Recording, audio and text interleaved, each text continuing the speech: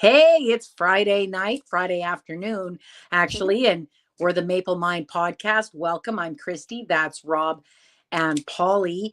And today's a big day. Today is the Conservative Convention. It's been going on for a couple of days and it goes on until tomorrow. And there's big stuff happening in Canadian politics today as Pierre Poilievre, the leader of the Conservatives, faces his leadership review. So we're going to start by talking about that, but I want to warn everybody ahead of time. Today's show is going to be a bit different. We're only going to yap for about a half an hour, probably mostly about Pierre and his leadership review and the expectations, some of the messaging. And then we're going to watch his speech live at 5:30. We'll watch it all together. And then the vote comes out after that. So I'll probably whip out a quick video about the vote. First things first, like this guy's passing, right? He is. He's passing the leadership review. If he doesn't, I would absolutely be fall down shocked if he didn't. Not that I'm saying he should, because I don't believe he should if the Conservatives want to win anymore. But I do believe very strongly he's going to pass his review. I have some opinions about some of the messaging, but I thought I would start with Rob and see what you think. Well, I think he set himself up to pass the review. Like, I think, the timing of it and having it in Calgary, really uh, gives him the edge in passing it, which I find it hilarious, and I find it disturbing that conservatives aren't a little more upset over the timing of it and not allowing everyone to be there and splitting it up, essentially, right? So, I You mean, it is what it is. I mean, it's to their detriment, and I've said this a billion times. I mean, at the end of the day, if you want a strong conservative party and you're a conservative voter, you don't want him in office. I mean, that's his rhetoric, misinformation, lies. Like it, it's not conducive to a winning strategy in Canada. It nope. really isn't. And if you want to sit there and look on TikTok or X or wherever, and you think there's a lot of peer thumpers out there, there aren't. There's a lot of bots that are paid for by the conservative, by probably Pierre himself, they're thumping a message. They're Yeah. really trying to thump a message. They're trying to get a hold of the young voters. They're really playing the rage bait. They're doing all of these things that they think are going to make them successful, but they're not. Pierre is not the person. He's not the person. I would never vote for conservatives with Pierre in power. I mean, it's just plain and simple. You hear it all the time too. You hear it from a lot of conservatives out there that are like, I just can't vote for this guy. Carney is the conservative that conservatives want. I mean, Yeah. it's funny. It is what it is. But Pierre is not. He's a ultra right wing fascist who's taken that party so far to the right that the center doesn't even know what it looks like anymore. So, I mean, honestly, So vote I him got a in. couple of things. So first of all, as for the setting himself up for success, 100% agree. But I also believe it's a lot more than simply the timing of having it during Ontario, splitting up the conservative audience. It's more than that. I just saw a clip of Althea Raj. She writes she's a political pundit. She appears on a lot of political panels, and she writes for somebody that I can't remember right now. But she said that, and she's at the convention. She said so. It's only delegates that get to vote. It's not just like all conservative members. It's delegates, and apparently the delegates had to like pledge their allegiance to Pierre. So I think not only will he pass, I think knowing that we're going to see a really high number. A lot of people are talking about Harper's 84, and they're talking about how they had to he would have to kind of beat that, and a lot of people doubted it. But I was talking to somebody that I really, really respect who knows a lot about politics, and it was Frances, and she's like, I think it's going to be the 90s or 90 at least. And I think knowing that about the delegates, but Althea also said, as she's walking around, she said, not everybody there who she's talking to supports Pierre. I just mean that I just think that means it's not going to be 100. I think that he's still going to get a high number, but and that'll come out tonight. But when we talk about he's not the guy, here's the thing, especially because you talked about how Carney is the conservative that these guys are happy with, right? So if you're the conservative party and you're already recognizing that Carney is taking a lot of your small c conservative audience, do you think it's a wise move to then just move further to right so that you're offering something that Carney isn't? Or do you try to repair your brand from, I'm the guy who lost a 20-point lead and my seat and had to rig a leadership election? I don't know. I don't think so, but it could be. Am I biased? Because I don't want to see them that far right, because I prefer a conservative government that is more towards the center, because I'll just be honest with you, because they agree with me more, right? They agree with me more, but I also find the far right, the Maple MAGA, just so completely distasteful. Not just their messages, but how they send the messages and all of the bullshit. Yeah. I don't know. Well, What I do you mean, think? they go through the exact same thing. They're basically rage baiting people. They're essentially just pushy and like, the misinformation and the lies that they spread, like that garbage that people throw out without any clue as to what the actual truth or reality is. And that's what they do. They just throw shit out there to people, Yeah. and it's garbage. It's absolute garbage. And none of it's true. And I believe, and honestly, like, for conservatives, if they want to have a strong conservative party, they need to come back closer to the center. I There think there so aren't too. enough people like over in that fringe. There's not enough people in the fringe for them to be popular enough to do anything. And the fact that they're going further over there, they really have, alienated the center of that party. They've alienated them. You saw it going into the election. So not only were there a percentage of conservatives that end up voting for Carney, because they were already heading in that direction, but I think over the past year, Polyev has continued to go further and further and further. And the things that he's doing are pissing off the center. I mean, like, just like little things like disrespecting the RCMP, all of these things that he's doing. Yeah, they cater to that far right Alberta separatist, we want our own Except he country won't kind of support person. separatism. He won't support It separatism, doesn't and I matter. think that Those are might his cost him. people. Those are his Hmm? people. Maybe he'll be prime minister of Alberta one day.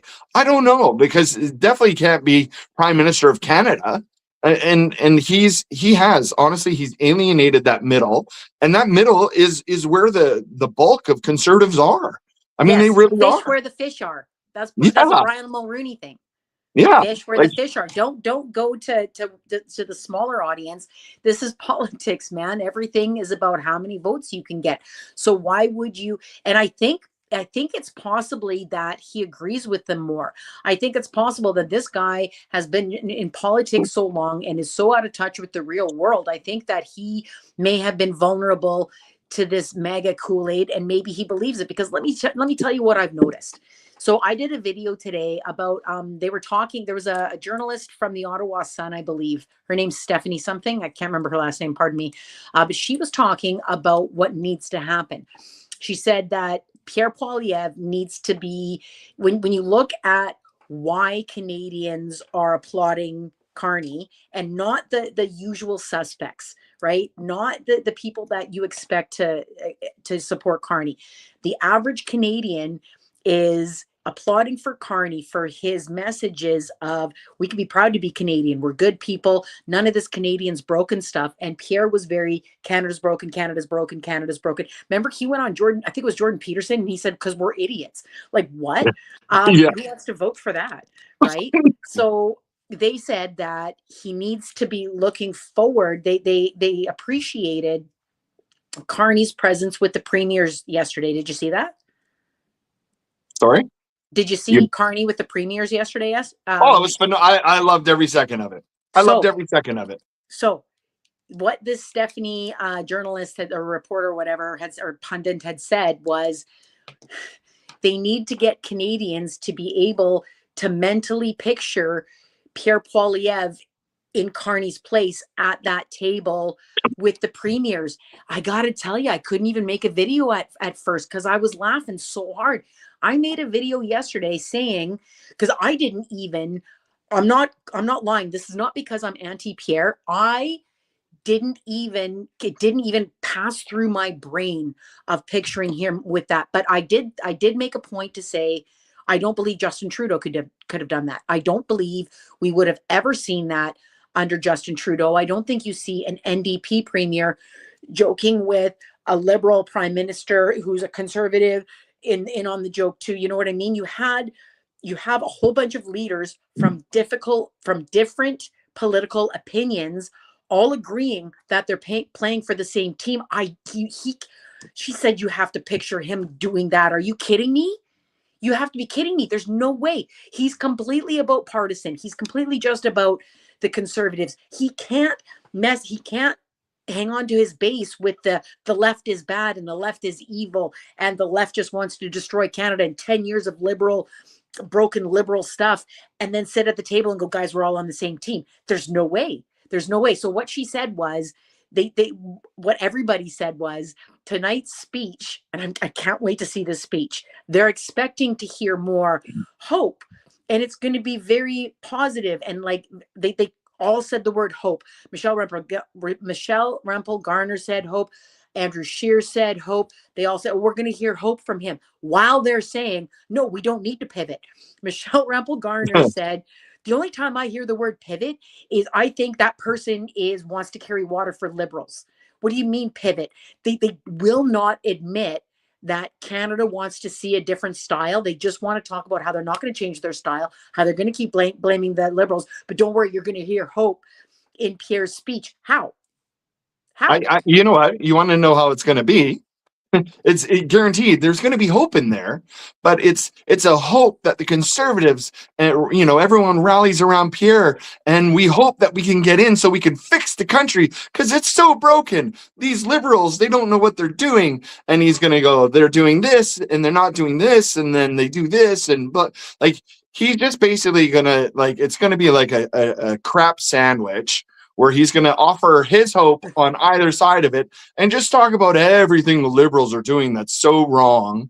And there's going to, like, honestly, I want there to be a misinformation and a lie counter. Like, I want someone counting the lies. I want someone counting the misinformation, the mistruths, the little things that are in there Hey, what's Polly? that? I said Yeah. that's why we brought Polly. Like there literally has to be like someone that just Fact check. calls this out and fact checks it while it's happening and throw it out there afterwards. Because we know, the problem is Canada's heading in the right direction. Things are going probably better than we should really have anticipated. Mark Carney's doing a phenomenal job. He's really lighting up the world stage. Like he's on this platform and the world notices him and sees him for who he is. A very brilliant, smart guy who's a good person. He's just a decent, good person that people just can't not like. Like you see it with the premiers. People are gravitating to him. Like they literally gravitate to him. He is that leader. He's that guy that we need. And for Pierre to be able to trash him in any way is just a disservice to Pierre. Here's the other thing is, going back to what you were talking about before, imagining Pierre up there with the premiers of the different provinces, that guy's too awkward to be on stage with anybody. Yeah. Like, he's an awkward person. Yeah. There's no way he could have done, like, and the references to Heated rivalry. the heated rivalry, he wouldn't have had a clue. He'd be like, I don't know, what are we talking about? Hold on. I want to say something about the heated rivalry thing, because I think it's really cool that he met, so he went to some awards show or something afterwards, and he had that moment on the red carpet. That's the original fleece from the show. I've never actually watched the show. I know about the show, but that's not like a merch. That's the actual one from the show. But I remember when he posed, he's holding that guy's leg, right? Yeah. No, he actually said, "Oh, here." Like he told him to bring his leg up there. Like he Yes. was like, "Yeah, let's do this." He knew that that would be a fantastic photo op. And meanwhile, you got all the conservative influencers, and I'm doing this with conservative and influencer, if I'm being honest with you. They're posting pictures of going to the convention. Look at us, we're going to the convention. This is how you trigger all of the lefties. We're going to trigger them. Oh, look at, here's Pierre in economy. All the lefties are going to be triggered. No, we're not, because we remember that you did it in 2023. Give me a break. Anyways, trigger, trigger, trigger. You want to talk about getting triggered by a picture? Have you seen the comments on social media from Oh, the right about Carney's picture with that guy? Come on. yeah. Yeah. And that plane picture, I mean, it was all a setup. There was people that are saying that it's pretty much the plane full of delegates and whoever. Like it was all conservative people on that plane. Someone took the picture on purpose. He's all done up in a suit. Like come You know on. what's Like funny? You know what's funny is that Mario, misinformation Mario, he's a conservative influencer, and he put out a post of, oh, I got a DM about somebody who's on the WestJet flight with Pierre, except you can see in the back pockets of everything, it's an Air Canada flight, man. Just saying. That guy starts a lot of his videos with, I got a DM saying, I yeah. don't know. I Yeah. don't know him well enough to know if he's just BSing or if he just believes the DMs that are sent to him. Just like, oh, this must be true. I Chris, must repeat it. But when you have you talk ever about, seen his videos? Have you ever yes, seen his videos? please, I've Guaranteed messaged he's that guy. just Give me a break. making crap up. He's just making Um, crap up. Like I got so a DM. It's just like him and his little conservative cronies. We're all gonna meet here and have a big party. Come on out. you know Yeah, what? no I do that thanks. too. That's okay. I have no problems with them meeting. I really don't. Because I've met a lot of TikTokers. I think it's cool to No, no, it was that big to meet up with people. conservative. Yeah, the conservative, I group. just have a problem Yeah. with them BSing. That's all. Yeah. I don't have a problem with them meeting up. I don't have a problem going to the convention. I think Oh, that I actually really like that they all went to the convention. I do. I think if they weren't so BSy and if they weren't pushing a mega thing, I think that influencers or people on social media, content creators, whatever, I think them being involved in politics and doing things more than just like videos and going, I think it hopefully my problem is that not enough people talk about politics. I think that there's um, too much non-involvement for people whose lives it affects and whose vote counts. So I'm okay with them meeting up, and I'm a big fan of meeting strangers that I've met on the internet until it bites me in the ass, which hopefully it doesn't. I'm like, hey, I'm pretty sure there's a van parked outside your house offering free candy too. Do you even know how many people I've met on here? I've I met a ton of people on here. The I've first met a lot person of I people met, too, and some of them aren't who they say they are. true. That's It's here's the thing hilarious. though. I think I think that the internet provides a better opportunity for scammers than in real life. But I Yep. think in real life and on the internet, you're going to meet shitty people. You got to have a good bullshit detector. That's Oh, all I'm going to say about that. Anyways, let's get back into it's a good politics. thing. It's a good thing I've got 100% grade bullshit detector, so it works out pretty good. 100%. Yeah, especially when they're Okay. like, "Hey, have you heard of crypto?" That's another thing. So here's another thing. So No, Pierre, never heard of it. it isn't just about the Canada broken messages for me that I would like to see a change in tone. And like I said, when the panel was asking or when the pundits were asking the conservative MPs about, hey, a lot of people are suggesting a change of tone, a change, whatever. And then they some of them are like, oh yeah, you're going to hear a change of tone. You're going to hear them talk about hope. But then their message is the exact same old tone. I'm going to put clips of all of it together to demonstrate how they're saying, yeah, we're going to talk about hope and we're going to have a new tone. And then they just repeat broken liberal promises for 10 years. And, pivot. Who says pivot? Only the left says pivot. Do you know what I mean? So for No. me, like the crypto can avoid inflation and the food packaging tax, and you can make conservative points without having to mislead or lie to Canadians. You can. I believe it. I completely believe it. I'm not so against conservatives that I can't see the good ideas that I believe that they have. I don't believe MAGA has a single good idea. I think all of their ideas take a conservative and then take them to um, a more extreme place. But I think that they sort of fish for conservatives, but then like drag them over. I don't believe that naturally that many people were over there to start with. I don't. Well, Pierre Poilievre said he needed to be more likable, and then he had at the last convention they had, and then he had the This Hour Has 22 Minutes guy show up and do like the whole I thing love for that. him. You know And what? He's so good though. That guy is so good. And This whoever hour has arranged 20. that, Oh, is Pierre whoever, likable?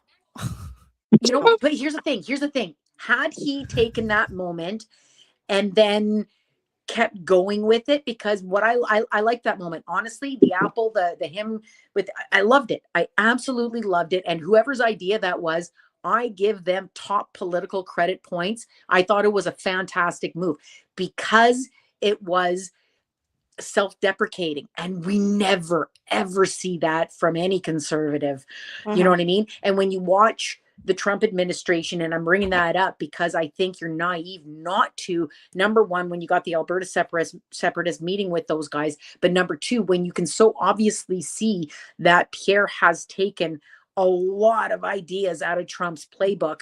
Trump would never be self-deprecating ever. And I think that the 22 minutes episode showed that he can possibly have a sense of humor, and he can take himself less seriously. And I think had he kept going with that, Yeah. in with every time he did press and everything, I think he would have been likable. The problem was he walked off that stage and walked right into 10 years of broken liberal blood, and he went right back Yeah, to old Pierre. exactly. That's why I don't believe he's able to pivot. I don't. Oh. And I think, I honestly, we've talked about this before. Rob and I both have predicted that after he wins his review, then we see the floor crossing.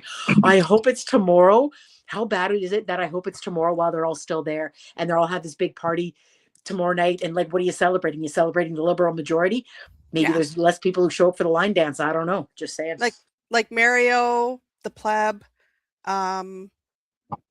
all of them flew in there. Jasmine, Yeah, Josh, they all flew from in. the All the Elevate podcast. and those guys aren't conservative. Like everybody's Jingle, like, they're oh, not. they're not. They're right wing. They're not conservative. Conservatives are not like that at all. Because I used to be one. Yeah. They I used to also be one. they also take the Americans' words for it. Yeah. Instead of, you know what I mean? Like, so like the Scott Besson thing. Scott Besson said that Mark Carney lied. So there you go. Hey, but they don't say Mark Carney lied. One of them did. Roman Baber did. But the rest of them, oh, did he lie? Did he lie? Did he lie? Why are you even asking? It's the soybean farmer who said that other countries pay the tariffs. And then the next day when he was asked about it, he wouldn't confirm it. Come on. Sorry. I think I found, you know, it was at least eight conservative MPs had posted about that, taking the American side, or seemingly taking the American away. side.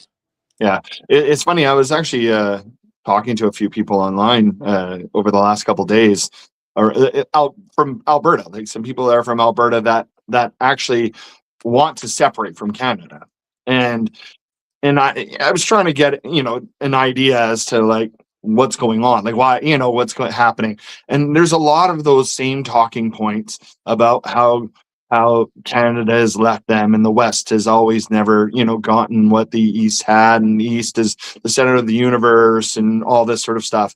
And I get some of that. From being from BC, you sort of see, the election's already done by the time Ontario's finished voting, and it doesn't really matter after that. Like little things like that, but they really do believe, and they've been pushed this narrative that their province, if they separate into its own country, will be self-sustaining, rich. Everyone's going to prosper and have incredible lives. And I'm trying to explain to them, I'm like, there's so much to it. There is so much to it. You even have to think about how many Albertans will leave Alberta if it becomes its own country. And they go, no, we're Canadian. They're gonna move to BC, they're gonna move to Saskatchewan, Ontario, wherever. They're gonna move out of Alberta And then what are you left with? How many people and like, are you going to have enough people to run schools and hospitals? Anyway, there's so much to it. And I said to them, I go, you know, that the people that are behind this separation and the stuff that they're really pushing, you know, they're in league with the United States government, right? Like they're in league with the US. The US is supporting them from behind the scenes, and not even so much just behind the scenes. We see them going into Washington to talk to them about the support and trying to get their support. I go, if you're asking the United States for support, guaranteed they're going to want something out of it. They're not going to support you so that you could become a separate entity. What does that mean to them? It means nothing to them. I go, No, how are you've got all this oil. You got all the oil. How do you get it out of there? Guess what? Don't worry. The United States will make a nice pipeline for you, you know, and get it right down to the US. However, guess what? You're getting no money for the oil. Like, hey, we'll build the pipeline for you, but you kind of owe us now. And we're going to, you know, at the end of the day, so can you bring something else up too? And actually I still do want to have the live where we talk about Alberta separation, because I want to know what their plan is for if there's an an oil price crash. They've already gone through it before. In the 80s they went through it, right? Because Alberta can't set the price of oil. The United States can't set the price of oil. They are at the mercy of somebody else's pricing. And if they face another oil market crash, what's your plan? And they're all like, it has nothing to do with the states. It has nothing to do with the states. Have you asked the states? Because they're all talking about how you're going to be independent, and then that puts you on a path for you to become this is Donbass 2.0. Charlie Angus just talked about it. If you're on Blue Sky or have access to any Charlie Angus's socials, check it out. He did a really good piece on how this is exactly the playbook in Donbass, Ukraine, before Russia took them over. Yeah, they said they would take us over that way. They said they would take us over economically and from within. And you really think about it, like the US, they don't necessarily have to buy the oil from Alberta. They could be like, you know what? We don't really need your oil right now. We're going to go get some from Venezuela. We're going to go elsewhere. You guys are kind of on your own. But if you wanted to be the 51st state, we could definitely figure this out, and you guys could be super prosperous. You know, like if Alberta has no place to get rid of their oil, that's all they have essentially. I mean, obviously they have other things, but oil is obviously the big driver of their economy. And if the US decides to play economic warfare, like they are trying with all of Canada right now, in whatever way they can. So all of Canada too. What did I say on Tuesday? What did I say on Tuesday? I said that the Alberta separation movement was going to try to expand into BC. Very next day, guess what I got sent? I got sent some Facebook page. Hey, Christy, look at what I got. BC Prosperity Project. Meanwhile, the ex-lawyer for or not ex, but one of the lawyers for the convoy, the one that got to cross-examine Justin Trudeau at the public order, she's putting out advice to Saskatchewan on how they can build a separation movement. Well, EB went out there and basically called them traitors, just like I did. And the last You're almost ready. I'm just going to put up the visuals so you guys can see when he starts. Yeah. Oh, I see it. I see it on my screen up here. I see it. They're all like, I didn't set up any other screens. I should have. I could have screened when I didn't. I just got here too, though, and then we started. Yeah. Then you can see when it starts because it's almost there, I think. I mean, for us, I think it'll be interesting to sort of see, like, essentially, what is he going to be saying? Like, what is the message? He's going to be talking about hope, Rob. Hope. I hope I win. You know what I noticed too? When Melissa Lantsman, who's the deputy leader, who also reposted that Besant bullshit, when she was giving her speech and she was talking about being united, but she wasn't talking about Canada being united. They're talking about the Conservative Party being united.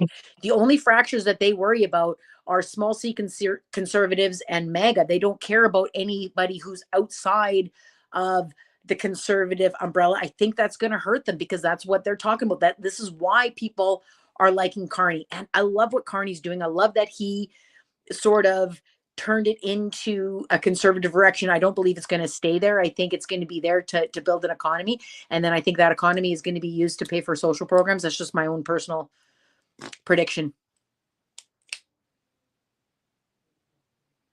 They're really just. I guess I'm watching a different channel Are than you? what this is. Wait, But are you watching CBC or CPAC? CBC NN Live. Yeah. This I is don't know. CPAC.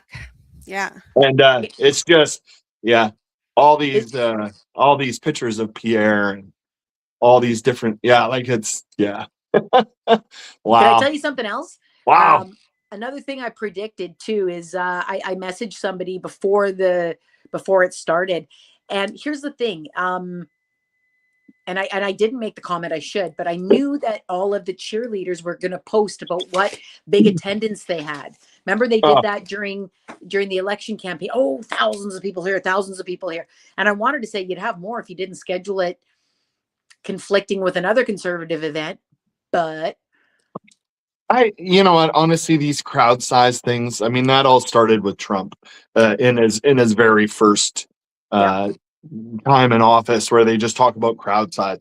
Never before have you ever heard anyone talk about crowd size. I mean, it's like it's to it's horrible. Like, it's just dumb. Like, I find it like the it's no, it's not stupidity of it. dumb. It's to let Oh, people believe. It's to I, let people. Sorry, go ahead. I'm just saying. I think the whole thing is it's stupid. Like, Okay, and, let me like, and explain when to I you say what they're doing stupid, then. Let me yeah, explain to you what they're doing then. no, Okay, I know what they're doing, but I just find it but it's effective. stupid How can that you say it's stupid if it's effective?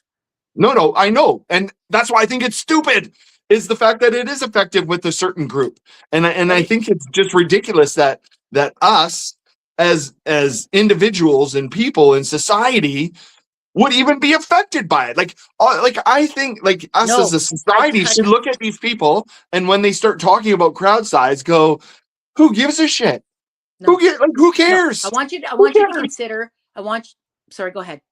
No, I'm just saying, I don't care. Who cares? Nobody should really care. I shouldn't Okay, care how many people show up. I know. Yeah, But they I do. shouldn't. They do. Nobody When should. they think that they're alone, when they think that they're the only person frustrated, when they think that they're the only people isolated from society, and they hear that everybody else is cheering for them, it allows them to do something, especially if they have any moral boundaries, especially if they see that conservative doing stuff that maybe they morally don't agree with. Oh, but wait, look at how many other people are doing it. It makes it okay. Just like cheating and lying. More people lie and cheat when they see everybody else doing it. Yeah, I just find it just like how insecure do you have to be to start talking about your crowd size? I mean, It's not I, that's not why I they're think doing it's it, an Rob. insecurity. That's I not why think they're it. doing it. Yeah, I don't know. That's not why they're doing it. They're doing it for the insecure audience. Well, The either leaders way, are not the ones the people who are pushing the bullshit about the crowd sizes and about 50,000 trucks going to the convoy are not the insecure ones. That is specifically targeted messages to insecure people to let them believe that other people believe what they believe so that they don't have to be insecure about it. yeah, I see it differently. I just see them all being insecure, and it's just a big circle jerk, and it's like, enough. Like, who cares? I think that's a horrible way to look at it, because if you look at it like that and you dismiss them, then you never consider how to counter it. And like we said, it's effective. Nah, It I is, don't. especially with I the right wing, like the right wing. Yes. It's really oh, effective, especially when you lie We about can talk about how crowd sizes. misinformation and disinformation is dumb too. But if you do that and just say, well, the people who are pushing it aren't smart, then you never try to. Being underestimated is the greatest power. We argued about this with Steve Bannon. Being underestimated, when you think that guy's doing it just because he's insecure, you're never going to try to stop. You're never going to try to counter it. You're never going to try to stop the effectiveness of it, because you're just writing it off as him being insecure. Oh, you're still Just gonna saying. fight it. I'm not saying you don't fight it. That's not what I'm saying. I'm But just saying the whole thing if is you believe, ridiculous. I if find you it believe, ridiculous. I find everyone who does it, anyone who cares about crowd sizes or any of that stuff, I just find you all ridiculous. I find it and I ridiculous. find that when you look at a problem for the way that it actually is, you have a better chance of solving it, instead of just, nope, it's just ridiculous. Because when you just label it ridiculous, maybe you won't write it off and maybe you'll keep fighting it. Do you believe that is representative of the average person if No, they just think it's ridiculous? Yeah, who knows? I mean, at the end of the day, I'm not saying you don't fight it. I'm not saying it isn't a strategy for anyone. I just find it ridiculous. I just find it ridiculous that we talk about crowd sizes. Like personally, I think it is the most ridiculous thing that we even have to worry about how many people are here or how many people are there. And and that's sort of, over the past 10 years, that's just sort of what's been happening. And it's all the right Because wing, it's part of the it's the right wing misinformation. propaganda garbage. And yeah, is it effective? It probably is amongst certain It people. is. It It is. definitely, We saw makes this them guy think get there's more. elected for it, Rob. Come But on. we didn't see Carney or we didn't see Polyev get elected for it. Thank goodness us Canadians are a little If here's the thing though. Here's the I don't thing though. know what do you say. If the American election is on a different day, if the Canadians go to the voting polls before Trump, can you still say that? Before Trump? Before Trump becomes president, if Canadians went to the polls before the American election, do you believe? But I don't think that has anything to do with crowd sizes. Like I don't think that has I'm anything to not do with talking that. about you're just taking one thing. I'm talking about misinformation in Oh, general. Crowd sizes is part of it. oh yeah. Well, here's the thing. I think the misinformation comes from the lies and rhetoric, like, and not so much crowd sizes. It's just The talking crowd about the size is a lies. lie. Yeah. Oh, I mean, it completely is a lie. But A I'm crowd talking size about, is part like, of when the it comes to what misinformation. people are actually doing, right? What are people actually doing? The They're lies lying about and crowd garbage that sizes. Polyev put out there. I mean, guaranteed, if it was Polyev against Trudeau before Trump ever got elected, we would be seeing Pierre Polyev, prime minister, conservative, like super majority, 100%. Here's the thing though. Even if it's not against Trudeau, if Trump doesn't become president and start doing all that Trump shit right away, and and saying to Canadians and Canadians really went, whoa, what's he doing, right? And a lot of people, like I did, recognize the connections between Pierre and the Trump administration. A lot of us recognize how people around the Trump administration had talked about Pierre. A lot of people noticed that the same people cheering for Trump cheer for Pierre. So when they see Trump doing stuff that they don't want to see happen in their country, they go, whoa, I think it helped. I do. I think Oh, it it helped did. Carney, I mean. Yeah, of course it did. Yeah, guaranteed it did. So Because my point is that had Trump not come in, I believe that the misinformation, because Pierre was already putting it out before Trump got in, right? I think that it would have worked, or that there is a possibility that it would have worked. And that's yeah, my point about the the crowd size. misinformation would have worked. I'm not talking about crowd sizes. I'm talking about all the other But why garbage that. talk about just one piece of misinformation? That's like me just sticking on there's no food packaging tax and not talking about any of the other lie. The No, crowd no, but size what I'm talking about the actual lies that have. You think that crowd size is a crowd lie. sizes? You think crowd sizes is going to change how I vote, Yes, or I other just people vote? explained why. I don't Just think explained crowd why. sizes are the be all to end all. I Not can't agree not with that. you, not Not change how you. you You vote, can't but look change how. at the Canada like you. You are not I like 40 million people. here's the thing though is I This is fun. I think the world is It's a lost. good debate. Yeah, It is. but I I mean, like here's it. the I thing like is, it. if you really think that even like there are people out there, and I don't know if there's people listening, are you going to change who you are going to vote for because someone had more people at their Ah, rally than someone else? Is that what you're that's not a saying? good argument. You're leapfrogging, man. That's No, cheating. that's exactly what you said. Crowd sizes was the determining factor No, of I didn't. I well, No, said essentially you are. not entirely crowd sizes, but Well, you're it's saying part of it the swings people. package. Buddy, it's part of the package. It's part of the misinformation package.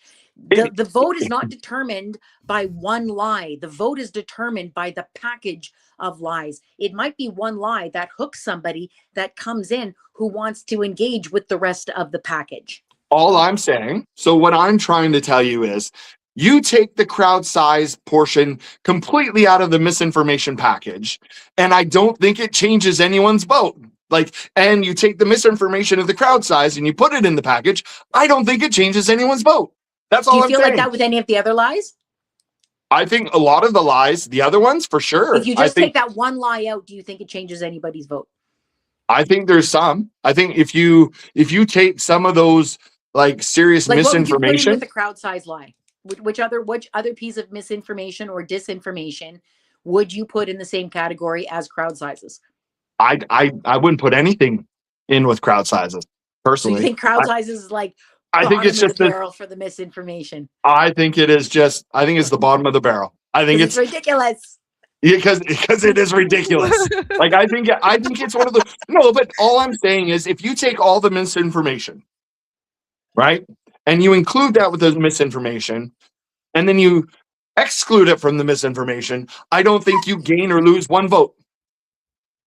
I That's all think I'm I saying. think I think it was a very effective way to get, because, and again, I'm going back to the convoy because I'm not just talking about, because the crowd size lie isn't just about the crowds that show up for the election campaigns. Like I said, it's part of the package. It's part of the image that the bullshit package creates for the audience's mind. And again, not all the audience is going to look at it like you do. Not all the audience is going to look at it like I do. You have to consider how 40 different million people, not 40 million, but you know what I mean? How all of the voting base is going to look at it. And what it does is it gives more credit to the person. It gives more credit to Poilievre. It gave more credit to the Freedom Convoy. So many people who told me about the convoy told me that all of Canada was going. That like, and I don't know that if they realized how small of a group it really was at the time, Yeah. because they all said the same thing, that everybody's going, everybody's going, everybody's going. They all talked about the inflated crowd size. That's why I think that's effective. Is this guy going to start talking? What? Yeah, Pierre Like he's Poilievre late. didn't get your schedule there, Christy. I don't know. Are you going to be able to stay and watch the whole thing? You honestly thought that he was just gonna like show up right on time, like 5:30 I'm on. No, 5:30. he's Who's gonna that? build it up. Who's that? Like I don't what's know. that? Should we listen to this person?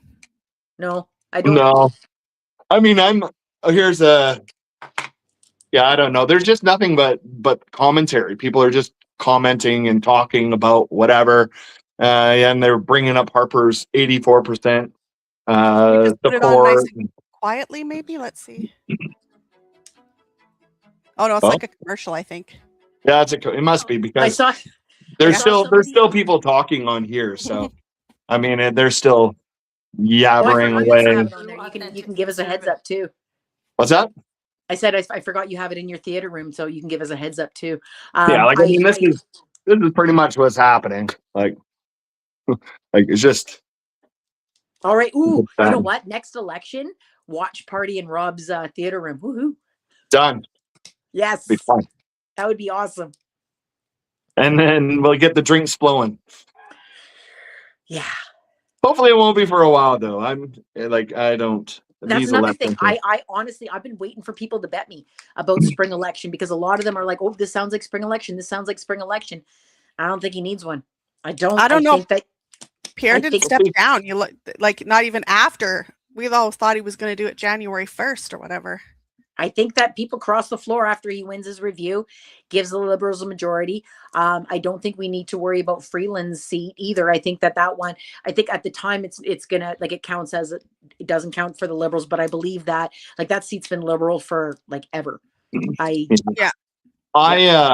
truly believe that if nobody does cross over, which would be maybe a testament to Pierre keeping everybody and after his review, if nobody does cross over, we will see an election. Like we will see an election one You way or think? another because the Conservatives are already somebody just else, basically though. voting things down. They're voting things down on purpose.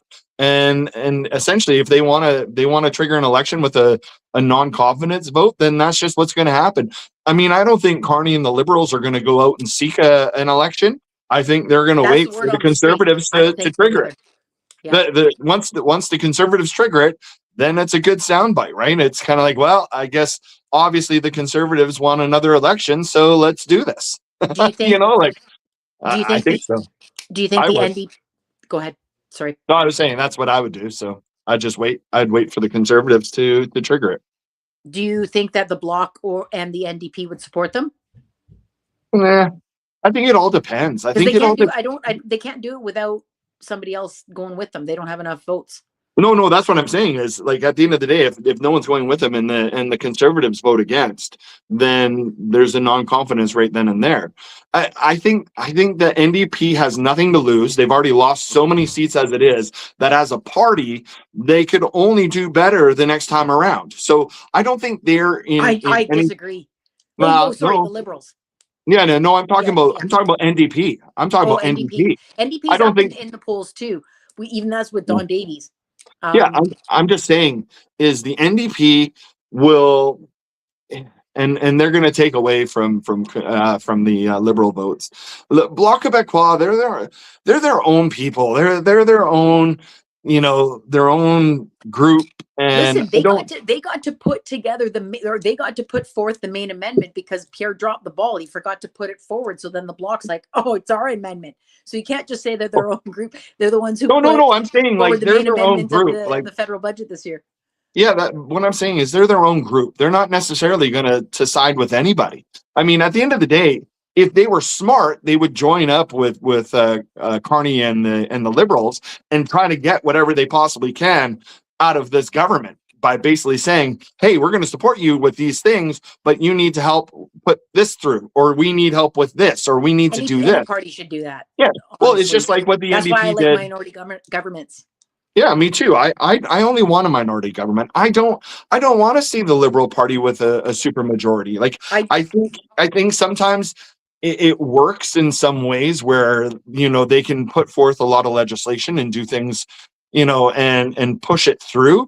But at the same time, as we've seen that in the past, where the Liberals have had that super majority and they've just pushed stuff through that maybe wasn't always the best, right? And now you kind of sit there and go, be careful of what you wish for. But if you have those checks and balances where other groups can be like, hey, this is great. We can do this. We could do this. Hey, let's work together. Let's come up with a plan. Let's do what's best for all of Canadians, right? And that's what the Conservatives should be doing. Pierre Poilievre should be going in there going, hey, what's in it for us? What are we going to do? We want to be able to put our stamp on these things too. But he doesn't do that. He's just like, we're just going to vote no because you're Carney and you're Liberals.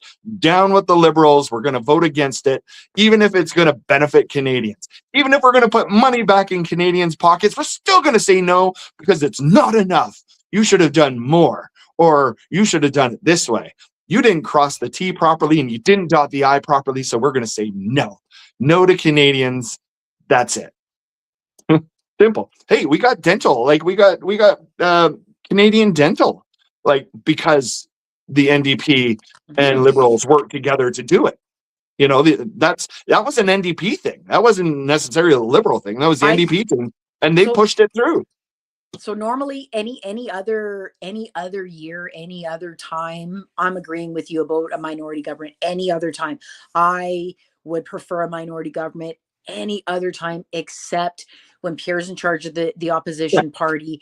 And I believe that you're right about they're going to find any reason just to say no. And I think that is again detrimental to Canada. So I'm very curious about his speech about hope.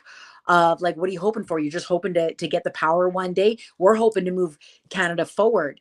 And we can't have you just saying no just to be opposition. And I've seen a lot of other pundits talking about this, about how it's just opposition to oppose. Like they're just going to oppose like everything. And listening to the other MPs talk today and about how there's no need to pivot and there's no need for a change of tone, even though they talk about how there will be, but then they don't. That's why I would want a majority one, because then I don't have to worry about them. I don't have to worry about them, chirping about an election every half an hour. Just saying. Yeah, and that's the thing, right? I mean, if Pierre Poilievre wanted to work with the Liberal government to better Canadians' lives and better conservative, values, and like do whatever, do whatever it takes to make Canada better, right? But I mean, he's just poo-pooing on everything just for the sake of it, and there's a lot of good that's being, attempted in Canada that's trying to be put forth, and he's basically just going to say no to everything. And you look at his voting record. I mean, just look at his voting record, all the things that he voted against.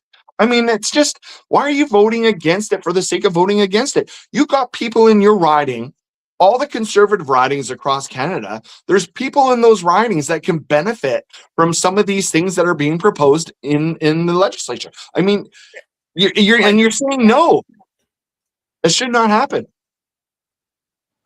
That's it's to me. It's it's one of the biggest faults I for the saw. I conservatives actually right now. there's going to be when I said I was going to put together all the clips of where they were speaking in the old tone, even though there was going to be a new tone. Somebody asked Andrew Scheer about that, saying something about, you guys are talking about dogs and cats, just like a filibuster, like you're just talking about this so that it can't move forward. He's like, no, we never do that. And she's like, I literally heard the quote about the dogs and the cats or whatever they were talking about. So like they just deny that they're doing what we're accusing them of doing. Well, we're not accusing them of that. We're accusing them of voting everything no, but like just to talk and to disrupt and just to oppose instead of working with the government. That's what I think, that's what Canadians want to hear. Honestly, that's what I want to hear as a Canadian. I want to hear that the opposition party is willing to work with the government as a productive opposition. You can still oppose things, but this whole team sport, us versus them, and we can never work with them, which is not, he's not saying we can never work with them, and he might even say, oh, we will work with them. Actions speak louder than words. No, he is saying we'll never work with them. I mean, every vote he's ever done is essentially saying we are not going to work with them. And here's the thing is, so in my mind, the leader of the opposition and the opposition party, their job is to work with the government that's in charge. So if it is a minority government, it's their job now to sit there and work with them and say, hey, this bill that you're proposing, I agree with some of this I don't agree with. To me, let's work together on trying to make this work for all Canadians, both conservative, liberal, NDP. Like, let's work together to try and make this work. And there is no let's try to make this work. It's that's the most ridiculous thing I've ever seen. It's like, it's an absolute no. And it's like, okay, so we were trying to give Canadians more money back in their pockets, and you're just basically saying, no, we're not going to let this go through. Well, they never say yes to giving out money. They don't. I'm just using it as an example. I mean, we can look back at all the voting. I think what happened was the divisive tactics were very effective for them. Coming out of COVID, everybody's, it wasn't even like out of COVID yet. It started with, again, the convoy in February of 2022. He had signs up there, Pierre Poilievre, for prime minister. That was very divisive. Convoy supporters versus non-convoy supporters. And it kept going from there into the drag queen protests, into the Soji conversations, and everything. The divisiveness worked for him. It helped build support for people who agreed with that kind of stuff to go with that. And then when it didn't, he can't pivot. Yeah. Is he ready to talk yet? I can't see who that is. No, they're still kind of introducing, and almost. I guess they're pumping them up, right? Pumping them up for Canada. Maybe somebody told me the wrong time, because they said 5:30 our time. Maybe it's we're the last time. Yeah. We are the last time. Maybe it was really 6:30 our time and 7:30 their time. Who knows? Like, Daniel Smith was there. We know it drags out. Like, you gotta be fashionably late to your party, right? Like, you can't be the first person to show up. You gotta build that, that momentum. And since we're still waiting for him, let me ask you about Carney for a minute, because that guy's been kind of skipping some reporter questions. Do you think that's okay? Because he said he's busy or something. It's being noticed. It's being noticed that he's not answering as many questions as before. Yeah, I mean, I think it all depends. Like, if he's skipping it just for skipping it, then shame on him, man. Like, get out there and talk to the reporters. If he is busy, like if he's like literally like, hey, like, I got a lot on my plate right now, and I got a lot of things going on, but you still have to sort of make time. Like, I think it's a bad look And I Yeah. think the reporters are going to eat them alive. I mean, that's the problem is you're basically saying I don't have time for reporters. And I mean, hey, look what Nah, happened to Bill. What happened to Bill Belichick? I mean, he didn't get into the Hall of Fame I saw uh, that. because he wasn't always the nicest to reporters and whoever. And I You mean, sometimes that stuff comes and bites you in the ass. I mean, he should be in the Hall of Fame, by the way. Just on a side note, I mean, it's ridiculous Well, that he's that's not. for another day. Well, we can do a sports live another day if you'd like. But I just threw it in there I'm just gonna for the sake of I'm it. gonna But he needs to talk to the media. Like he still I'm needs gonna to give him some time. okay. I'm gonna correct you on the Carney needs to talk to reporters, or it's a bad look that Carney's not talking to reporters. And I'm gonna change reporters to Canadians. Reporters are just the avenue. Reporters are just Yeah. the delivery, right? The reporters aren't asking for themselves. The reporters probably don't even care about the answers. They're asking for us. And I think Mhm. that skipping those isn't skipping a reporter question. I think it's skipping an opportunity to address Canadians at a time where he's moving really fast. Another thing that I heard about with these conservatives giving their little pre-interviews was, oh, he's all talk. He says he's going to do all this stuff, and we haven't seen him do anything. He's not doing anything. Are you kidding me? The guy got 12 new deals on 4 different continents before South Korea signed, before Japan signed with the security deals. He's on his way down to South America to get that group of countries that the name escapes me right now. The ones that just signed with the EU. The EU just signed with India. There's so many things that are happening outside of the States, and it's quick. And Carney has done. He has gotten us deals on 4 different continents. You can't Yeah. say he hasn't done anything. He's lowered taxes. He gave another break with giving people money. You can't say he hasn't done anything. Come on. Yeah. And here's the thing, South Korea, massive. That is Yes, massive. That is, absolutely. and not only is it massive, that one is a shot over the bow of the United States. I think that one for me Totally. is phenomenal. And I'm going to go back to the reporter comment and Okay. Canadians. And so I agree on some level that the reporters are asking questions on behalf of Canadians, and Mark Carney should be answering them for the Canadians. I also think that there's a massive group of reporters that are a bunch of showboats, and I think that they just do it for themselves. Like I don't think they necessarily represent Canadians wanting to know certain questions. If you listen to some of the questions that the reporters are asking, it's for them. It's not for Canadians. It's not for me. It's not for you. It's for them. And like let's not believe that all reporters are these altruistic people asking questions for Canadians, I'm because they're not talking. not. I'm not They're sticking up not. for reporters. I'm saying that Yeah, come on. You just said I'm the not. I'm not reporters are there for Canadians, and I get because portions of because that, but there's a lot of sorry, them go that ahead. are garbage that are just sitting there showboating Sure. for themselves. Sure. My point was that from a greater perspective of a voting base, it's less about the reporter and who is watching the reporter. It has nothing to do with the reporter. It has more to do with us. I'm not sticking up for reporters. I'm sticking up for us. I'm saying that when Carney skips them, I don't care if they're offended. I care if Canadians are offended because that's going to affect him more. And I think that the greater chance is that Canadians are affected more so than reporters. That's my point. But you know what? I bet you and I could trade some notes on some reporters of who we like and who we don't like and why we like and don't like. But that could be for another day, maybe. And here's the thing, I'll give you my blanket thing. If we have a reporter that is asking solid, proper questions that are reflective of Canadians on wanting answers on certain things, fantastic. If we have a showboat reporter that's asking pointed questions in a manner that's going to help with their misinformation on how they're going to skew what's happening, or they're trying to look for division, I mean, those are the reporters that I have no time for. The ones that are going in there trying to get the scoop, to try and find some sort of division or sound bite that this person says to pit them against that person and create these, I don't know, this drama. I honestly, Division like, I and well, misinformation. The I call it, package. They want to yeah, add to the package. yeah, yeah. And I have no time for those people.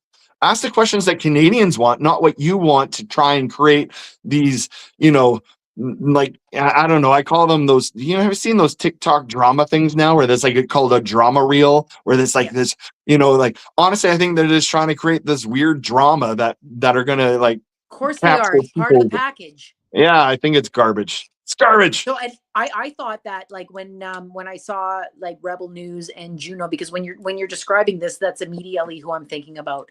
Yeah. Rebel News and Juno, when they got to ask questions at the election campaigns, I think that you should be I think you should have some credibility. I think you should publish less BS if you're going to be able to ask a question, because those questions come at the expense of a reporter that isn't looking for the misinformation angle like they were.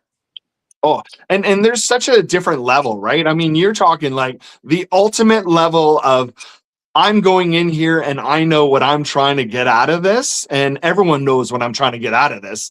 Everyone can clearly see it. And then there's the sneaky reporters that act like they're just very unbiased reporters, but the questions that they're asking, you know which way they're leaning and what they're trying to do with those questions. Those are the sneaky ones. Those are the ones that you have to watch out for. The Rebel Newses, I mean, everyone knows that song. I mean, we know what's happening. Like, I mean, it's very plain and simple. It's the other sneaking ones that I don't like. I mean, You know not that what? That I guy, the guy who runs Rebel, he followed me on X. Probably because I talk a bit of shit about him. Yeah. And Yeah. you know what? I'm not happy that Pierre's so late. I was really looking forward to watching this with everybody, but Yeah. dude's standing me up. Yeah. I guess it's one of those things where we'll watch it on our own, and Yeah, we'll and then have we'll something to talk about talk it on about on Tuesday. Tuesday. We will absolutely talk about it on Tuesday. I hope we disagree again on Tuesday. This was fun. Yeah. I Yeah. think that's Yeah, just as soon as we end, he's going to show up. Of course. Of course. I Yeah. might stay and just let it play. You Okay. guys can go if you want, or you can stay, whatever you want to do. I'm gonna We'll see how jump off. I long. got a couple things I got to do, but I do too. My granddaughter's over, but if I have a chance to jump on later, I'll see if you're live. But I probably won't. But I'm going to be sneaking and watching the speech. Okay. oh yeah, Anyways, that was fun. I like disagreeing. me too. That was Me a good too. debate. That was pretty good. It was good. So I'm sorry for everybody that I promised that we would show Pierre's speech and then we didn't. That's not our fault. That's Pierre's fault for being late. Or whoever told me 5:30 was wrong. And then I told Yeah. you guys. Well, it actually said Anyways. 5:30 it on the TV. Like when it started at 5. Yeah. I hope that when we talk on Tuesday, I hope we're talking about his speech. And then I hope, and this is just me hoping for stuff, I hope we talk about how people cross the floor on the day after the speech, after they're already stuck with this guy and they're already at the convention at this big party. I hope that happens. I don't know if it will. We will let you know on Tuesday at 5:00 Pacific time, 8:00 Eastern time. Thank you so much for joining us today. Sorry, I got to run right now, but I am looking forward to coming back on Tuesday and talking all things Poilievre speech and hopefully disagreeing with Rob again. Well, if it's on the Polyev speech, I don't know how much we could disagree. I don't know. I didn't But think we we'll were going to see. disagree on Who crowd knows? sizes as much as we did, Yeah. but look where we are. Yeah. Yeah. I'm gonna stay for a bit. You guys can go. Okay. So thank you, everybody. Make sure to subscribe to our YouTube if you aren't. We will see you on Tuesday. Bye. See you Tuesday. Bye, Christy. Bye, Rob. I'm staying. Bye. Yeah. Now I'm all alone. What am I gonna do? Let's watch.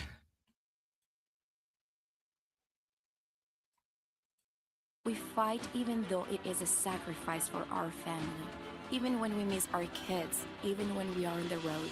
But our love for them keeps us going, never giving up, because the future of our children and yours is worth every sacrifice. Parce que quand on se bat pour des gens qui ont le cœur à la bonne place, on ne recule jamais, on n'abandonne jamais, même quand c'est difficile. That's how we defend our values. That's how we change this country. That's how we fight and win for every Canadian. How's the sound? I turned it down just a bit until Pierre comes up. Once he comes up, I'll turn it up. But can you hear me okay? And bring hope to all of our people. Together, we will build a country that works for every Canadian. Yeah, I'll turn it up when he comes on.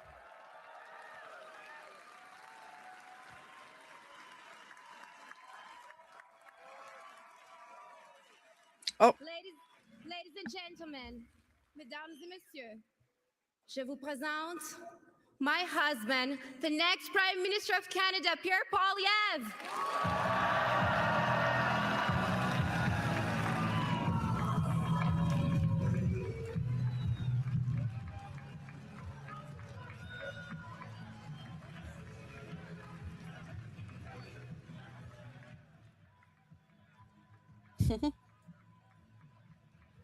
That sound is not me. They turned it down.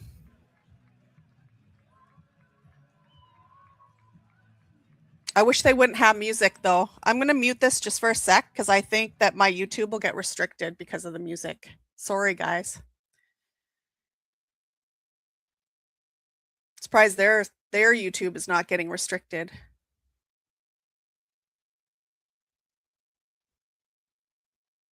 CPAC's YouTube. We'll just wait till he's up and then hopefully we can talk about it then. Crowd size is not too bad, but the majority of the people flew in.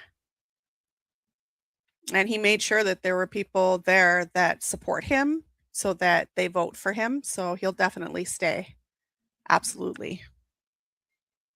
But I think that what's going to happen is that the Conservative Party is not going to be like what we thought, or is not going to be what we once knew it to be. Like, I remember a time where if Liberals got in, it didn't matter. If Conservatives got in, you didn't have to worry. But now it's a worry because these guys are far right, and if they get in, right, they'll sell out Canada to the United States for sure. So the party is not what it used to be now. The Conservative Party is going to go, it's far right. And I think everybody's right that says that a new party is probably going to emerge that'll be more progressive conservative. And that'll take the place. And these conservatives will go to where PPC is sitting right now, hopefully. Hopefully. Let's see if the music's gone. Hopefully it is. No, it's still there. Turn the music off. It's copyright, so on YouTube might get restricted if. Turn the music off. Turn the music off. So I'm hoping Conservatives cross. It's sad that we're going to have a Liberal, in my opinion, a Liberal majority, because I think that the NDP and the Liberals worked really well together the last few years. Despite what everybody's saying, Canada is not broken. We got some good things. Okay. Today, and welcome to my hometown of Calgary. Conservatives from all over the country. Who's excited to be in Calgary in January?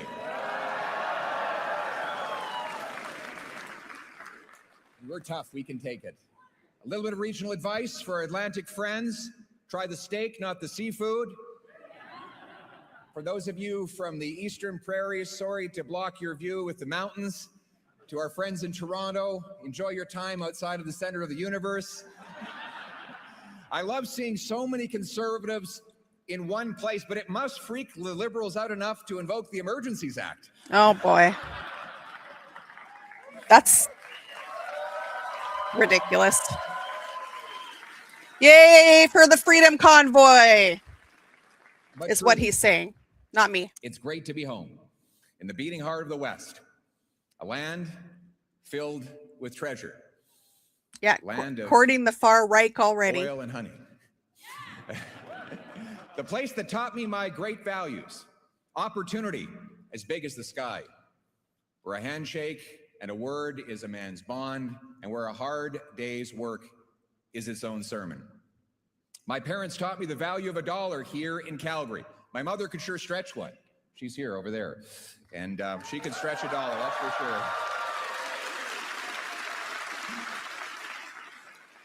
My mother was one of those people who would literally drive clear across town to use one of those coupons to save half price on breakfast. And my dad would have me up at 5 in the morning to deliver newspapers. We weren't rich, but life was good. That was the deal. Work hard, start anywhere, get anywhere. That's what the country promised us all. A hopeful life, a safe home, a full table, a family you love, a flag that united.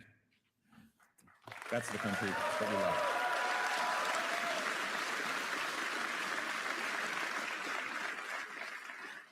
We call it the Canadian Promise, the deal. The professors might call it the social contract. And the people have kept their part of that bargain. Working hard, spending less, following the rules. But unfortunately, the government has not kept its part of the bargain. Right now, as we gather, families are struggling to do the math. Young people At least he's are not as wondering if orange. they'll ever have a job or a home. Worried parents are sitting at I know. kitchen tables with empty fridges and empty bank accounts. And seniors worry that their savings might not last as long as their days. This Liberal government doesn't just leave people behind, it prices and shuts out youth from homes, workers from jobs, and families from groceries. Simply put, Canadians cannot afford life under the Liberal government.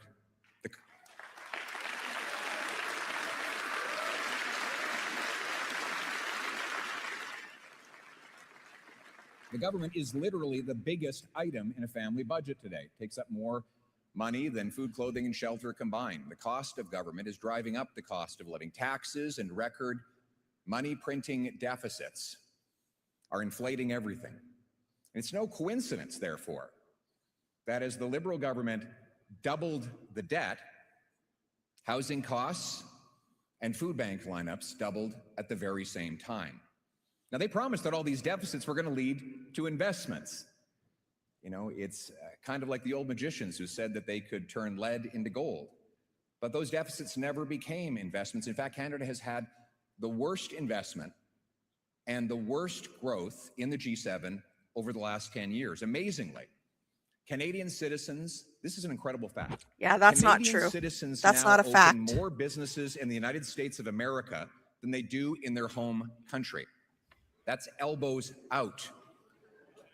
And taxpayers spend more on federal debt interest than on health care. That's more money for bondholders and bankers than for Is he talking about the nurses US and not doctors. Canada? Liberal laws have unleashed crime. Out of control, Has open not borders, unleashed immigration has crime. overwhelmed healthcare, housing, Healthcare and job is markets. provincial, Cancel culture has and nothing to identity do with politics liberals. divide Canadians. Separatist movements are reawakened. After 10 years of Liberal rule, Canada is more costly. He did that. He helped do that with his Canada's broken BS. Now, Mr. Carney, he promised did to that. change all that. But here we are a year later. You know, what's changed? Sure, the words have changed. The style is A year changed. later? But what's changed in your life? Really? Well, let's go down the list. The illusion, Mr. Carney said he would spend less. He's spending $90 billion more, and he doubled the deficit that he inherited. The illusion, Mr. Carney said, a country that cannot feed itself has few options. Well, food inflation has doubled under his watch, and it's the worst in the G7. Groceries will cost the average family an almost unimaginable $17,600 this year. That's after-tax money. The illusion, build, baby, build. The reality has been block, baby, block. He hasn't got rid of a single anti-development law or bureaucracy. The No New Pipelines law, still here. And by the way, speaking of pipelines, how many of them are approved? Zero. Il y a 10 ans, avant l'arrivée des libéraux, le contrat social, le deal, c'était qu'en travaillant fort, on pouvait gagner un bon vie, un bon salaire pour s'acheter une belle maison et fonder une famille. Mais aujourd'hui, vivre au Canada coûte plus cher et M. Carney a promis qu'il serait jugé par l'épicerie. Le résultat, le Canada a la pire inflation alimentaire parmi le G7 et la famille moyenne va devoir dépenser presque 18 000 $ pour se nourrir cette année. I should be writing these down because qu'il a hérité pendant que vos taxes et vos impôts continuent d'augmenter. maybe we should fact check Les after, jeunes unless peuvent anybody acheter knows une maison. Avec les libéraux, le the Canada actual est devenu stats. une nation de locataires, pas une nation de propriétaires. Monsieur Carney a promis du changement, mais bien sûr, il a changé le ton, le style, les mots. Mais depuis qu'il est devenu Premier ministre, est-ce que les choses ont vraiment changé dans votre vie? Thank you. I'll do that. Est-ce que ça coûte moins cher? Je The sais debt was que 90 M. Carney billion aime bien faire des grands discours and healthcare autour was du monde 285 billion lorsqu'il force les Canadiens à payer plus ici. from what he quoted. C'est clair. Monsieur Carney, c'est un grand parleur ailleurs, mais un petit faiseur chez nous. He is a landlord. That's right, Lori. So I got a funny paradox for you. I got a bit of a funny paradox for you. He imposes taxes and red tape on home building, resource development, and businesses. Yeah, healthcare Then is he provincial. creates new bureaucracies to subsidize home building, resource development, and businesses. He taxes food production, and then he creates new programs for food subsidies. In every case, he blocks and taxes a thing, and then subsidizes that same thing. As President Reagan says, if a liberal sees something that moves, he taxes it.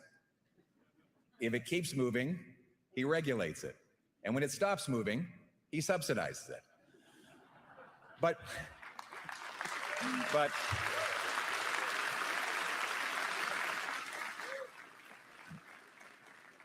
why not just get out of the way and let things move? Well, because then there'd be no role for him. No photo op, no power. If everyone could just get up and do great things without him, he would be No less relevant. photo The op. government would be less Who's the one that does important. photo ops? This way, you have to give him your money and then come ask for some of it back. And he can claim that he's building the thing that he's blocking. The cost of the benefit is seen in the form of his photo ops and political power, but the cost is paid by the homeowner who can't build a home, the carpenter who never gets a job building it, and the family that never gets to move in, or the entrepreneur who never launches the business, or the senior who, because of all these extra costs, has to choose between eating and heating. These costs are so often unseen. And even more often, so too are the people paying them. But my message to those people who have felt unseen for too long, who are carrying the country on their back and feel underappreciated and overworked, conservatives see you and conservatives will fight for you.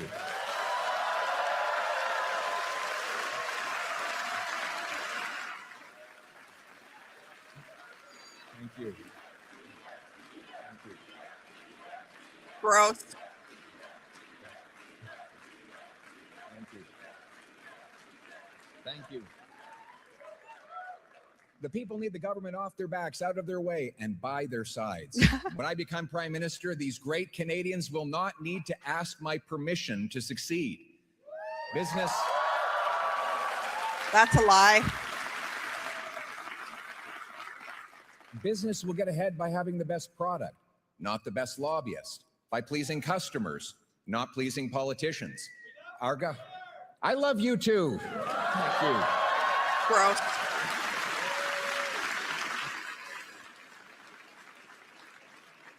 We have the most amazing patriots, the most amazing people in this party. Thank God for the grassroots of the Conservative Party. Patriots.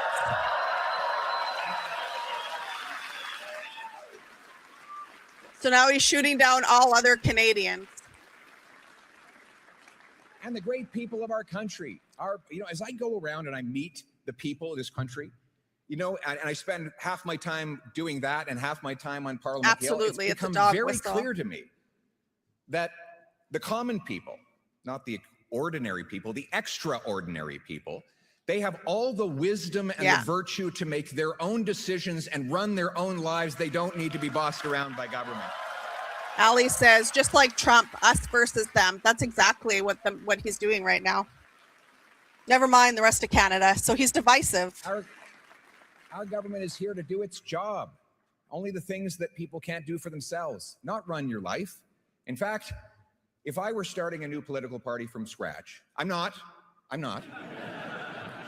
But if I were, it would be called the Mind Your Own Damn Business Party. It would be. That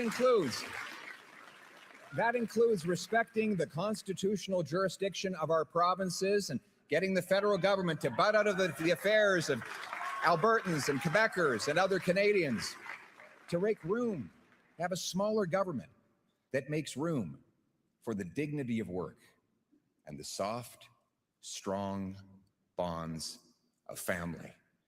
It was by fighting for these principles. Thank you.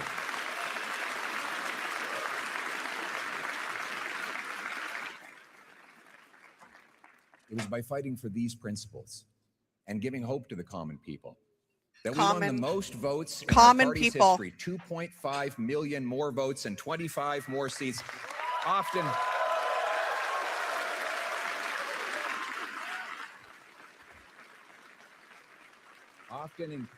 we won these votes in places that had never voted Conservative before.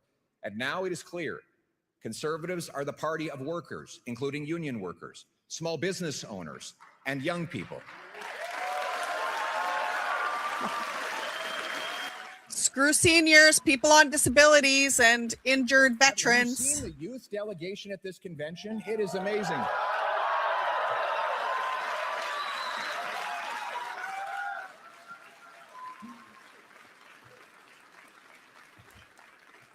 In the past, when I was growing up, we would go to a Conservative convention and you'd look out at the crowd and it would be the Great White North, white hair everywhere. And we love the people with white hair, the wisdom that they share with all of us, but we also need a party that's infused with young people. And on that front, we are the youngest party and the oldest party. In fact, Elections Canada holds a mock vote in the high schools on election day, and this year Conservatives won. We came in first.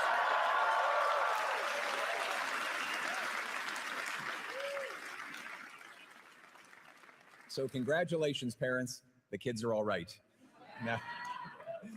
Now, and every year, 1/3 of those high school kids, roughly, becomes eligible to vote for real. So we got to make sure we get them out to vote by continuing to inspire them every day and in every way. And that means